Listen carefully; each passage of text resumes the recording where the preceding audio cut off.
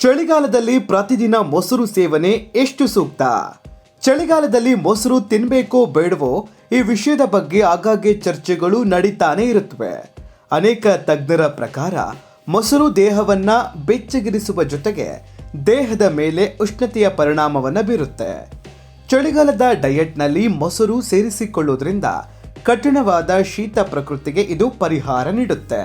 ಅಲ್ಲದೆ ಕರುಳಿಗೆ ಅಗತ್ಯವಾದ ಆರೋಗ್ಯಕರ ಪ್ರೋಬಯೋಟಿಕ್ಗಳನ್ನ ಮೊಸರು ಒಳಗೊಂಡಿರೋದ್ರಿಂದ ಇದನ್ನ ಆಹಾರದಲ್ಲಿ ಸೇರಿಸುವುದು ಅತಿ ಅಗತ್ಯ.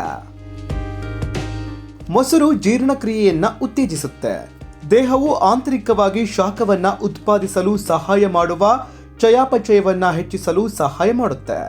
ಈ ಪ್ರೋಬಯೋಟಿಕ್ಗಳು ಜೀರ್ಣಕ್ರಿಯೆಗೆ ಸಹಾಯ ಮಾಡುತ್ತವೆ ಮತ್ತು ರೋಗ ನಿರೋಧಕ ಶಕ್ತಿಯನ್ನ ಹೆಚ್ಚಿಸುತ್ತವೆ. ಮೊಸರು ತಿನ್ನೋದ್ರಿಂದ ಶೀತ ಮತ್ತು ಗಂಟಲು ನೋವು ಉಂಟಾಗುತ್ತೆ ಅಂತ ಎಲ್ಲರೂ ನಂಬ್ತಾರೆ. ಆದರೆ ಸತ್ಯ ಏನ್ ಗೊತ್ತಾ? ಚಳಿಗಾಲಕ್ಕೆ ಮೊಸರು ಅತ್ಯುತ್ತಮ ಆಹಾರ. ಆದರೆ ನೆಗಡಿ ಇದ್ದಾಗ ಫ್ರಿಡ್ಜ್ನಿಂದ ನೇರವಾಗಿ ಮೊಸರನ್ನ ತಿಂದ್ರೆ ಅದರ ಉಷ್ಣತೆಯಿಂದಾಗಿ ಕೆಲವು ಸಮಸ್ಯೆಗಳು ಉಂಟಾಗುತ್ತೆ.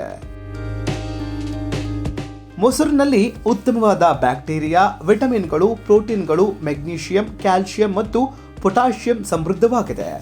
ಆದ್ದರಿಂದಲೇ ಇದು ಪ್ರತಿ ಋತುವಿನಲ್ಲಿ ಆರೋಗ್ಯಕ್ಕೆ ಪ್ರಯೋಜನಕಾರಿಯಾಗಿದೆ. ಮೊಸರು ನಿಮ್ಮ ಕರುಳಿಗೆ ಉತ್ತಮ ಬ್ಯಾಕ್ಟೀರಿಯಾವನ್ನು ನೀಡುತ್ತದೆ. ಇದು ಕ್ಯಾಲ್ಸಿಯಂ, ವಿಟಮಿನ್ B12 ಮತ್ತು ರಂಜಕವನ್ನ ಒಳಗೊಂಡಿರುತ್ತೆ. ಚಳಿಗಾಲದಲ್ಲಿ ಮೊಸರು ಸೇವನೆಯು ನಿಮ್ಮ ಒಟ್ಟಾರೆ ಆರೋಗ್ಯವನ್ನು ಹೆಚ್ಚಿಸುತ್ತದೆ. ಆದರೆ ಉಸಿರಾಟದ ತೊಂದರೆ ಇರುವವರು, ಅಲರ್ಜಿ ಮತ್ತು ಆಸ್ತಮದಿಂದ ಬಳಲ್ತಾ ಇರೋರು ಸಂಜೆ 5 ಗಂಟೆಯ ನಂತರ ಮೊಸರನ್ನ ತಿನ್ನಬಾರದು.